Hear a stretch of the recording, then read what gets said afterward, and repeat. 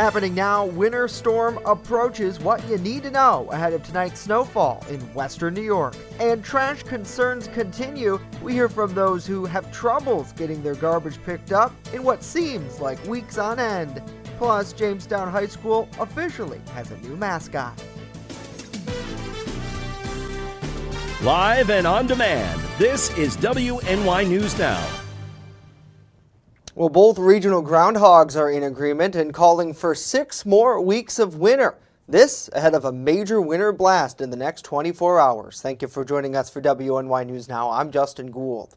According to our friend Dunkirk, Dave's handler Bob Will, Dave started the day around 7:20 today to some cooked oatmeal before he left his home. After a bit in the yard, he noticed a cool breeze and rushed for cover indoors, seeing his shadow along the way. Meanwhile, in Gobbler's Nog, Punxsutawney, Pennsylvania, Punxsutawney Phil has been predicting the season since 1888, and he also saw a shadow on Wednesday.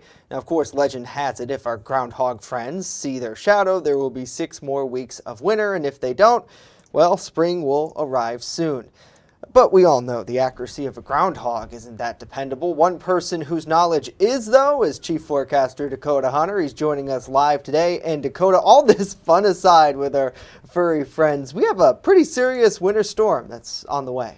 Yes, we do, and I mean, you know, this has been something we've been talking about for the past couple of days. How this was likely going to be the potential. We now have that winter storm warning in place for all of the southern tier, including Warren and Crawford counties in Pennsylvania. Does not include Warren County yet, but I wouldn't be a bit surprised if the Weather Service and State College puts them into a winter storm warning later on today. And the radar is showing you we're kind of dry right now, but we are going to see some rain showers moving on in through the afternoon. Understand this is just going to be rain, so there's going to be no snow or ice issues or anything like that we're going to have to deal with through the afternoon. It's mainly going to be the overnight hours when this is really going to start to get going. So rain this afternoon, it'll change to snow showers through the overnight hours. This is going to be the main concern. Thursday night through Friday, the snow is going to continue, and there could be some heavy pockets within this snow as well. And the total range as we see it, likely around 9 to 13 inches. And that's the general range. This is a widespread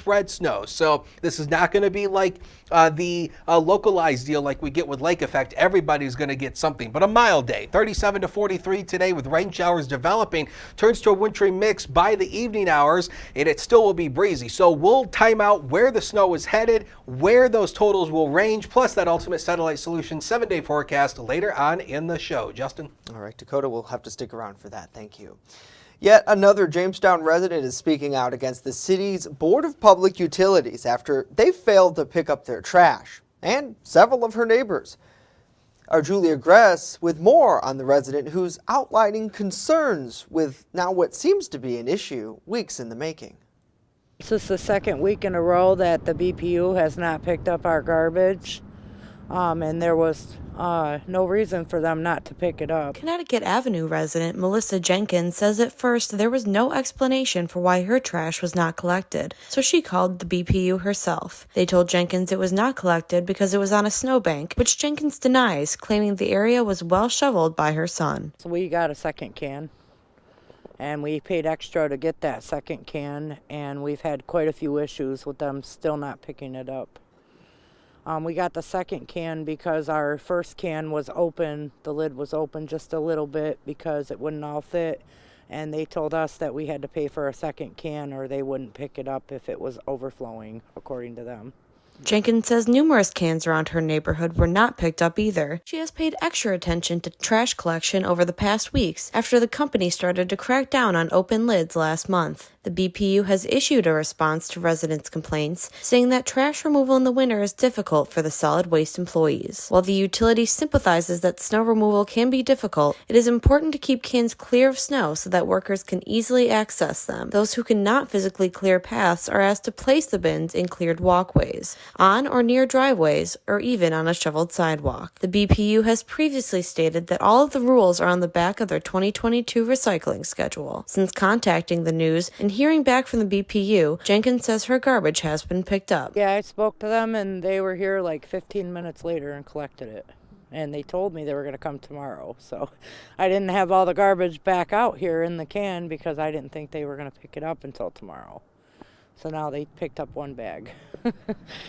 So I'm still kind of in the same situation with all the garbage. Julia Gress, WNY News Now. Julia, thank you. The BPU stresses to us that those with questions about their policy should call the garbage hotline. That's 716-661-1651. And new today, a former Jamestown factory is on the verge of a catastrophic collapse. That's according to the city's Director of Development, who says 1061 Allen Street has been a problem property for several years and now has deteriorated at an increasingly rapid rate. Today, officials announced that they're working to hold the property owners, Allen Street Development LLC and Patricia and Richard Rusnak, accountable. The Cheektowaga natives, officials tell us, have been cited several times for junk and debris, failure to renovate or demolish, and with numerous other code violations. The EPA and New York State DEC have inspected the structure, and last week they found suspected hazardous materials on the now condemned site. In the coming months, the Department of Development is taking the owners to court as part of a series of ongoing lawsuits under the 19A and zombie lawsuit law. The municipality fears that come spring, we could see a repeat of what happened to the former Jamestown Royal Upholstery Factory on Crescent Street, a massive fire that caused an immediate danger to those in the neighborhood. And the push to hold absentee landlords accountable continues in Jamestown, following our report last week that detailed one family's struggle with an absentee landlord. With around 50% of our housing stock making up apartments, this family's story runs parallel to so many, which is why leaders are continuing their push to inform tenants of their rights. Our Bronson Rasmussen continues our coverage.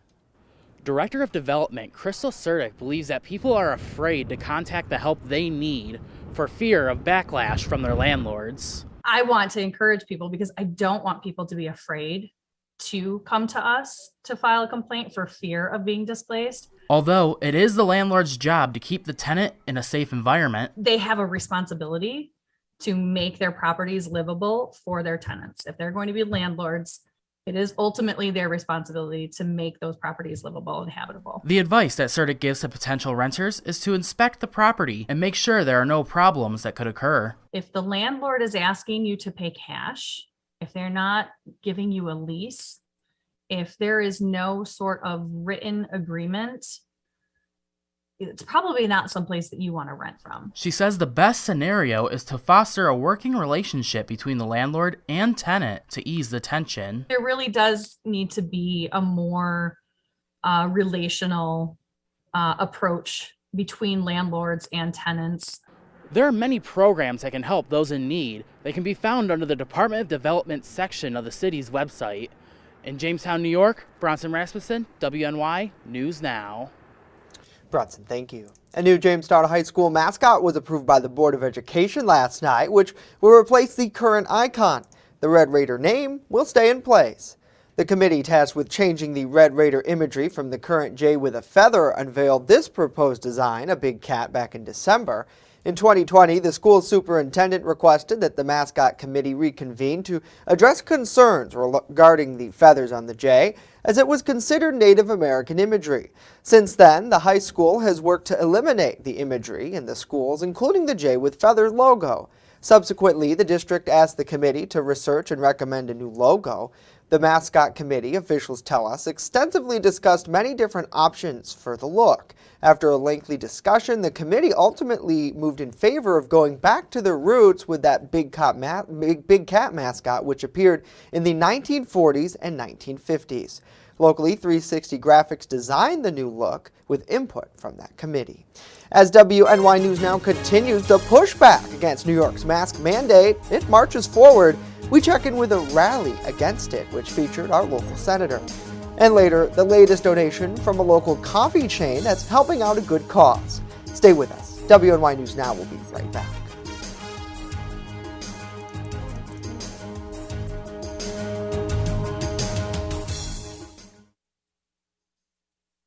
With coverage that matters, this is WNY News Now. Home fires occur most often in winter. Keep anything that can catch fire at least 3 feet from heating equipment. And never use an oven to heat your home. Stay in the kitchen when frying, grilling, or broiling food. Turn space heaters off when you leave the room or go to bed. Make sure all vents are clear of snow and ice to allow carbon monoxide to vent outside. Have your furnace, heating system, and chimneys serviced each year by a qualified professional. Learn more at www.usfa.fema.gov. Brought to you by the Chautauqua Safety Village and the Jamestown Fire Department. Welcome to Honest John's Pizzeria, where you are the most important customer. Everything from freshly made subs to the best of pizza and wings, Honest John's has it all. And don't forget the ice cream! Order online today or check out our 2 great locations with buffets ready for every appetite. Don't I have the best job in the world?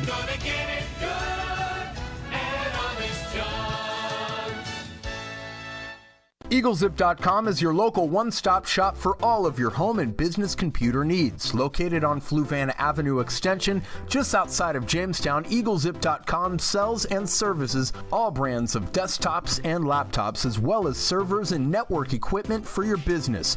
All new computer sales include transferring your data from your old computer plus a 2-year warranty. Call EagleZip.com today. Stop by EagleZip.com today and let us make computers easy for you. Now is the time to make your real estate move. Call us to list your home in Cattaraugus County. Choose the #1 real estate team in Ellicottville. Call Team Pritchard, 716-575-SELL. The market is hot. Call 716-575-SELL today. You're watching WNY News Now, where coverage comes first. Pushback against New York's extended mask mandate continues to grow. This as Governor Kathy Hochul says COVID-19 infections and hospitalizations remain on the decline statewide. The indoor mandate, which was reissued in December, had its legality called into question, with petitioners saying the State Department of Health did not have the authority to enact it. Last week, a judge ruled against the mandate, and just a day later, a separate court put it back in place.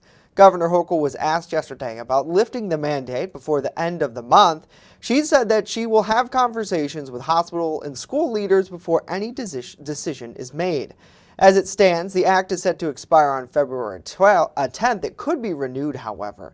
Now, the state's presumptive GOP candidate for governor, Lee Zeldin, joined State Senator George Borrello and others at a rally in Albany, taking a stand against the requirement.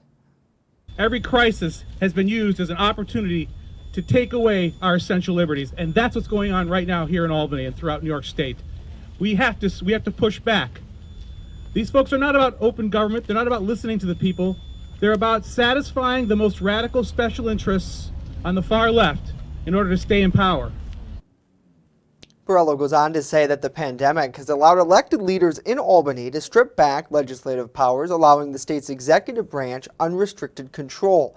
The fight against the mandate continues, which the senator has said will likely result in a lengthy legal battle. And convicted murderer Eric Smith was released from prison yesterday. That's according to the New York State Department of Corrections inmate information, which shows Smith was released from Woodbourne Correctional Facility on February 1st. He was granted parole in October 2021 after he was sentenced in 1994 to 9 years to life for the August 1993 murder of 4-year-old Derek Robbie. Smith was 13 years old at the time. He's now 41. He has been released to parole supervision in Queens County, New York. Smith previously told the parole board in his interview that he intended to live with his mother unless he could find some housing of his own with his fiancée. And for weeks, Pennsylvania Republican lawmakers have been speaking out against the preliminary map approved by the Legislative Reapportionment Committee for the state's House voting district. Well, unlike the congressional map, which was vetoed by Governor Tom Wolf last Wednesday, the State House and Senate maps are drawn and approved by the Legislative Reappointment Commission. The group consists of party leaders from both the House and Senate, as well as nonpartisan chairs. Given the partisan nature of redistricting, the chairs often have the final say. House Republicans now are trying to change that. Put it before the people to say, hey, do you want a citizens commission to do this that would ultimately give a proposal to the legislative body for approval, or do you want one person to continue to draw the lines? Now, Representative Clint Allwett there says the proposed commission would consist of 11 total members, with 8 members chosen by the General Assembly. Republicans say there is specific criteria to ensure the 8 members are nonpartisan. Well, the winter weather can be hard for many, and it's the same for pets. Whether the pet is big or small, it shouldn't be neglected in freezing temperatures. Erie News Now's Keelan Berrien with more on how to keep your pet safe and warm this winter. Oh, you remind me so much of my dog Moose. Meet our happy furry friend Bo here. He's 6 years old and was handed over from his former owners to the Erie Humane Society after being neglected in the freezing cold. It's a very, very emotional situation with any case that comes through. A lot is anger, a lot is hurtfulness, like the compassion, everything you have for that animal and what they're going through. And if you leave your pet in temperatures below freezing for too long, they can become susceptible to frostbite, like our friend Bo here. Come here. It all started here from a Facebook post made by the Humane Society. They found this golden lab severely frostbitten. And that's animal abuse.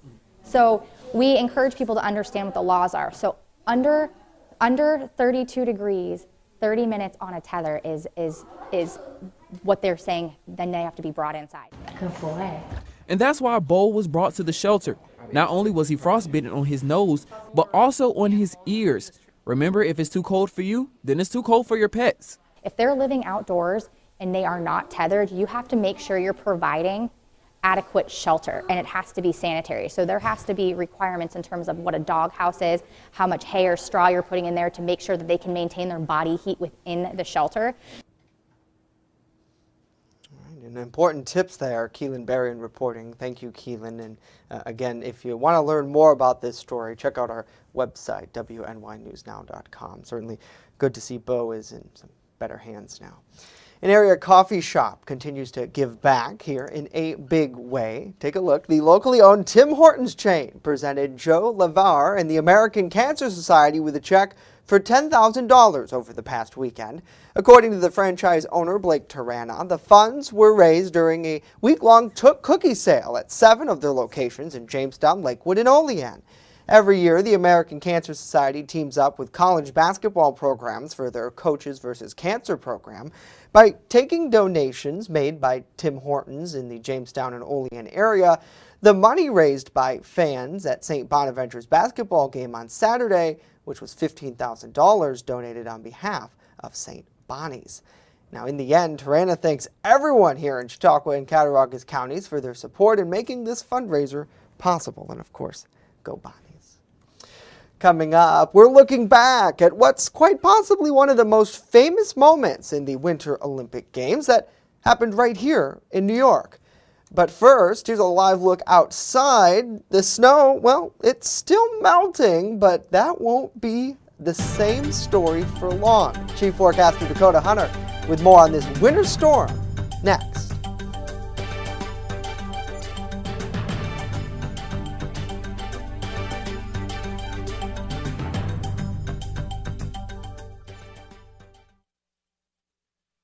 You're watching WNY News Now, your source for breaking news.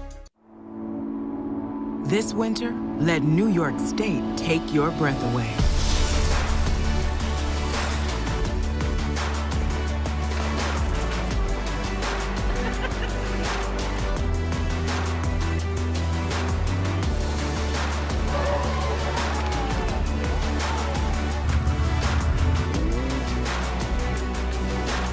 Come be a part of it. Plan your winter getaway at iloveny.com. I'm a survivor. I'm a survivor. I'm a survivor. Testicular cancer is the leading form of cancer in men aged 15 to 35. 1 in 250 men will be diagnosed with testicular cancer. But 98% will survive if detected early. As a survivor, I believe early detection is the key. Learn how to do a testicular self-exam and other important facts about testicular cancer at oneball4tc.com. With coverage that matters, this is WNY News Now. Fast, accurate, and everyday. First Defense Weather. Welcome back, everybody. And since today is Groundhog Day, We showed this graphic last year and wanted to bring it back to remind you, the groundhog, it doesn't really matter. Punxsutawney Phil's accuracy is 40%, okay? A meteorologist, our accuracy in the science is 80%. So who would you rather believe? The rodent or a human? Think about that. Right now, yeah, Justin's like, we don't know. It depends. Give us good weather, maybe. The Olean Skycam showing you, hey, no snow out there right now. The little droplets you see, I think, is actually ice melting on top of the building here in downtown Olean. And we're going to add some more snow onto this as we go throughout the next 24 to 48 hours. So winter storm warning is in place for the entire southern tier. It also includes Erie and Crawford County, Pennsylvania. Now, Warren County is still under a winter storm watch, but I do expect the Weather Service and State College to put them in either a winter weather advisory or a winter storm warning. More than likely a winter storm warning will be likely required down there. And this is not just a local issue. This is a long winter storm that we're dealing with here. This is over 2,400 miles of winter weather warnings stretching all the way from Texas to Maine. So how's that for you? So this is a long storm. Again, this is not just a local issue. Lots of people are dealing with this. So the impacts here really haven't changed since yesterday. The snowfall really is going to be the main impact here. Snow is going to come our way later tonight. Then it'll continue through the day, Thursday night, and then into Friday as well. The good news is we are missing out on the freezing rain. And again, we mention it all the time. Freezing rain is the worst of the winter weather elements. 39 right now, almost 40 degrees here in town right now, with a south wind of 13. So there is a little bit of a wind chill index, but not too bad. There's our storm system right now. The low pressure area is south of St. Louis, Missouri. And this is the system right here that we're watching. This is going to be smoothing up like this as we go throughout the next several hours. So the newest run of the in-house computer model shows you rain showers will develop through the afternoon hours. Notice this right back here. This is the snow. The colder air is back here. So notice what happens as the wind shifts more to the north. We see that colder air coming in. Then we'll see that slamming of the snow coming on in for the area. Notice down here, this pink area, that's going to be that freezing rain sleet. And again, this is why this forecast has been so difficult, because this is so close to the region, but it looks like it's going to stay further south. So that's the good news. But the snow fills in for the day tomorrow. Then as we go into Friday, the snow will start to pull away as the storm system moves out of the region, but we still could be left with a few snow showers through the day on Friday. So these are computer model estimates for snowfall going all the way through Friday. Notice it's different than what we showed from yesterday. This is more confidence now. I think about a good 9 to 13 inches will be likely across the southern tier. The lowest totals will be found further south once you get closer to the storm center. All right, now the next 7 days are coming up, powered by Ultimate Satellite Solutions. So 29 tomorrow. Temperatures won't budge much through the day, but we go back down into the upper teens on Friday. Snow ends west to east. The weekend, first part of it looking cold, but we do rebound on Sunday to 30. And early next week, Justin, mainly looking dry with temperatures hanging out in the upper 20s. All right, yeah, it's up and down for sure, and I know we'll definitely, it seems like, be cleaning out for at least a little while. Comparing the two storms real quick, from a couple weeks ago to now, what do you think? Is it going to be worse? Not as bad? About the same? Well, the snow this time around is not going to be as heavy. Now, understand there will be some heavy bursts of snow, but it's not going to be as heavy as what we had a couple weeks ago. So that'll be the good news. So more of a longer duration. Maybe we can kind of clean it'll be a things up. longer duration. It's not all going to come at once. It's going to come over a period of a day and a half to 2 days. Gotcha. No, nevertheless, we'll keep our eyes on it. Thank you, Dakota. Nationally now, it's official. Tom Brady, he's hanging up his helmet. The NFL quarterback announced on Instagram that he's ending his 22-year football career at the age of 44. The three-time MVP has set records for the most touchdowns and playoff wins over his career, many of which have been never broken.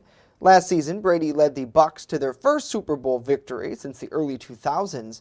Before that, he spent 2 decades with the New England Patriots, leading that team to 6 Super Bowl titles.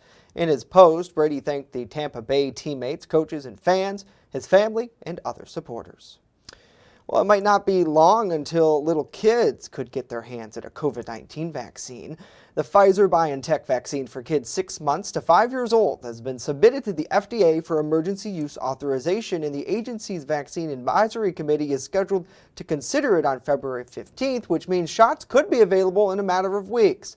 But a new study shows that about 3 in 10 parents say they'll get their kids vaccinated right away.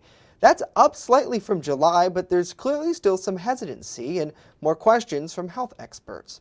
A Pfizer board member says the vaccine could be available in early March. Well, doctors say mental health and substance abuse were issues long before the pandemic, but COVID has certainly made things a lot worse.